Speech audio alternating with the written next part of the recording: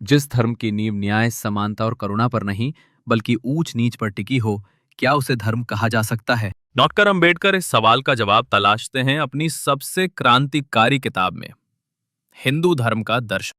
आज जानिए उस सोच को जिसने सदियों की परंपराओं को सवालों के कटघरे में खड़ा कर दिया। नमस्कार। नमस्कार। आज हम एक बहुत दिलचस्प नजरिए पर बात करेंगे। ये डॉक्टर भीमराव अंबेडकर की 1954 की किताब फिलॉसफी ऑफ हिंदुइज्म पर आधारित एक विश्लेषण है जी। और ये विश्लेषण हमें अंबेडकर की हिंदू धर्म, खासकर जाति व्यवस्था पर जो गहरी और कह सकते हैं आलोचनात्मक समझ थी, उसे जानने में मदद करेगा। हाँ, बिल्कुल।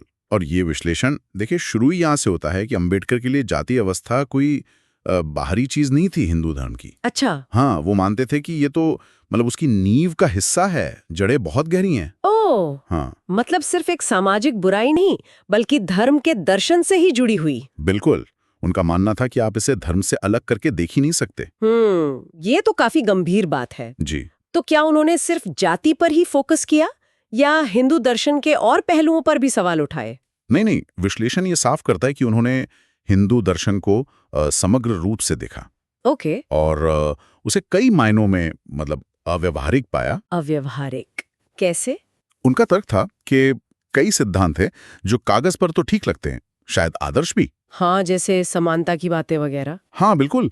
लेकिन असल जिंदगी में वो बराबरी और भाईचारा लाने में नाकाम रहे। अच्छा। बल्कि वो मानते थे कि यही सिद्धांत जाने अनजाने में समाज में ऊंच नीच और भेदभाव को बनाए रखने में मदद कर रहे थे। ओह, तो ये वो सिद्धांतों और व्यवहार के बीच का बड़ा फासला है जिसकी तरफ अंबेडकर इशारा कर रहे थे। ठीक यही बात। मतलब जो धार्मिक उपदेश सुधार लाने चाहिए थे, वो असल में विभाजन बढ़ा रहे थे। हाँ, है ना? बिल्कुल।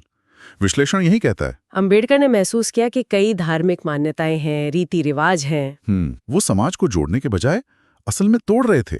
खासकर दलितों और शोषितों के लिए तो ये रोज की सच्चाई थी। हाँ, ये बात तो है। उन्होंने देखा कि सिद्धांतों की अच्छी बातें जमीन पर नहीं उतर रही और इससे असमानता कम होने के बजाय बढ़ रही थी। हाँ, और गहरी हो रही थी। ये कोई मतलब सिर्फ थ्योरी की बात नहीं थी, ये प्रैक्टिकल प्रॉब्लम थी। ये वाकई सोचने वाली बात है। तो इन सब आलोचनाओं के बाद अंबेडकर ने क्या रास्ता देखा? कोई समाधान इस विश्लेषण में कुछ है इसके बारे में?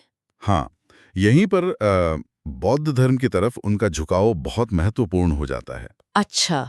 हिंदू धर्म की इतनी गहरी पड़ताल और कह सकते हैं आलोचना के बाद उन्हें लगा कि भाई बौद्ध धर्म ही शायद वो रास्ता है जो समानता, स्वतंत्रता और बंधुत्व के सिद्धांतों पर सही मायने में खरा उतरता है। तो ये एक तरह का समाधान था उनकी नजर में? हाँ, उनके लिए सिर्फ धर्म बदलना नहीं था, ये उन सामाजिक और दार्शनिक समस्याओं का हल ढूंढना था जिनसे वो जूझ रहे थे। समझ गए। विश्लेषण इसे एक बहुत ही मतलब लॉजिकल स्टेप की तरह दिखाता है। तो अगर हम इसे समेटें तो ये विश्लेषण अंबेडकर के उस नजरिए को सामने लाता है जो पूरी तरह से समानता और मानवीय गरिमा पर केंद्रित था। बिल्कुल। और उनके लिए हिंदू धर्म और जातिवाद इतने ज्यादा गुंथे हुए थे कि सच्ची मुक्ति के लिए एक अलग रास्ता यानी बौद्ध धर्म अपनाना जरूरी लगा उन्हें। हाँ, और एक और अहम बात जो ये विश्लेषण बताता है जी, वो ये कि अंबेडकर के ये विचार, उनकी ये किताब, ये सिर्फ उनकी व्यक्तिगत सोच नहीं रहे। अच्छा।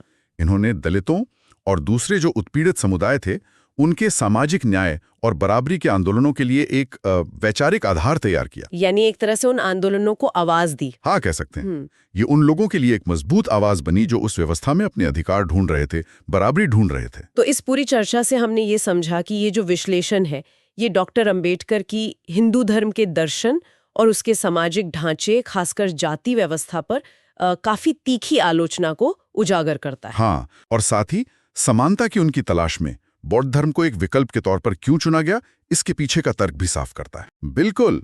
और ये हमें एक अहम सवाल पर सोचने को मजबूर करता है ना? कौन सा सवाल? कि किसी धर्म और उसकी सामाजिक संरचनाओं पर इस तरह का जो ऐतिहासिक और आलोचनात्मक नजरिया है जैसा इस विश्लेषण में है, वो आज के समय में मतलब समकालीन दौर में सामाजिक बराबरी और सुधार की जो बहसें चल रही हैं उनके लिए कितना प्रासंगिक है, कितना मायने रखता है? हाँ, ये वाकई एक अहम सवाल है। इस पर सोचना तो बनता है।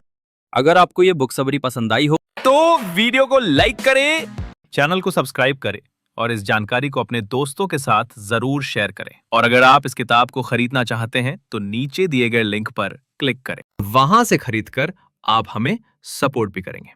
मिलते हैं अगली क्रांतिकारी किताब के साथ।